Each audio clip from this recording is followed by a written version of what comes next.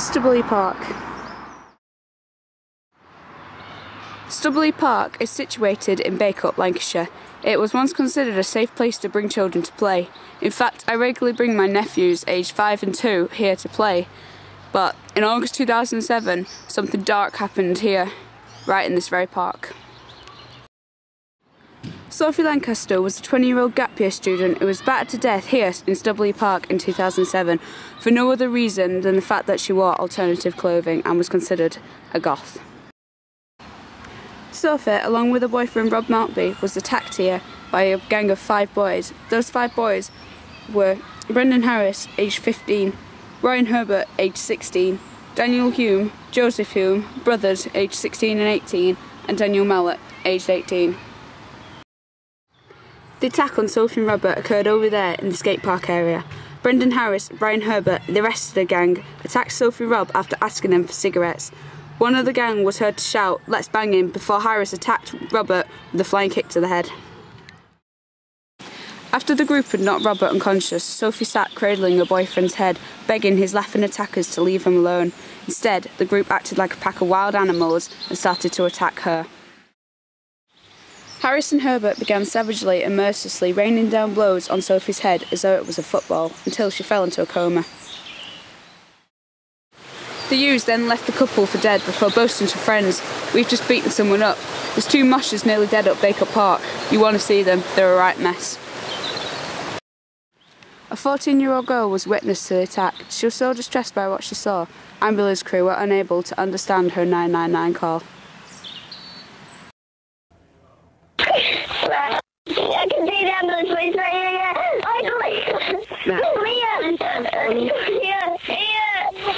I can't see where it's going. It will do, don't worry. Calm down for me. It's coming, please stay on the phone to me.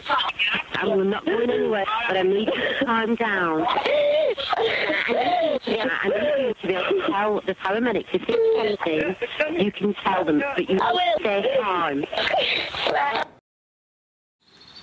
When paramedics found the couple lying side by side, covered in blood, they were unable to identify whether the victims were male or female. Robert suffered lasting injuries and today still has no memory of the attack. Sophie, however, never regained consciousness and died 13 days later. Collectively, the group have been given 48 years for the murder of a 20-year-old girl. To me, that's not even a lifetime. Harris was given a sentence of 18 years. Herbert was given a sentence of 16, but has recently had this reduced by 9 months. The Hume brothers were each given 5 years, and Daniel Hallett was only given 4 years and 4 months.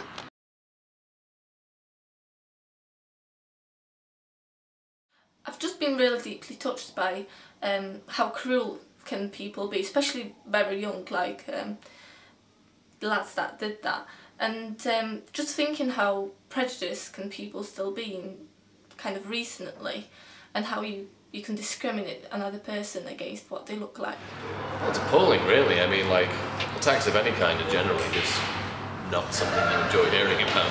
But that it's horrific and that it's actually unbelievable to kind of even figure out the logistics of someone's brain that they can think that that's acceptable to do.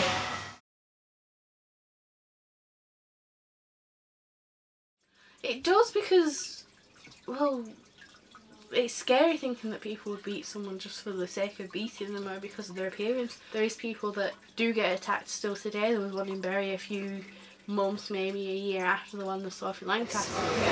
Yeah, I mean, when it happened, I was only 13, and I just dyed my hair, like, literally, and then about 2 weeks later, this happened, and it was massive. And my mum freaked out because I was part of the subculture of emus, and my mum freaked out. Like, she still freaks out now because this actually happened to someone. it is concerning, like, that you can't even go to a park without the fear of your life being in danger by someone. I don't know, people who want to beat you up, which is ridiculous. I mean, I don't understand how people can find joy in other people's, like, pain. It's definitely important to make people aware of events like this, because it might stop discrimination and give a good lesson. They shouldn't feel afraid for dressing how they want to dress. I mean, it's a ridiculous notion that people should have to dress like other people's dress just because they're going to be attacked.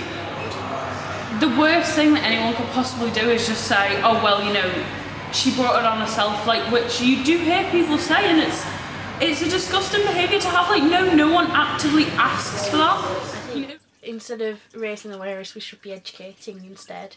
We should be going into schools and seeing these children and targeting it from an early age, very, very early age, because it's not just different people's dressing, it's different races. But awareness only raises people's awareness, it only makes them see what's happening, whereas education can change it. So we need to be telling them that difference is alright and that everyone is the same and deep down, but it's the different colours of the people that make the world quite unique.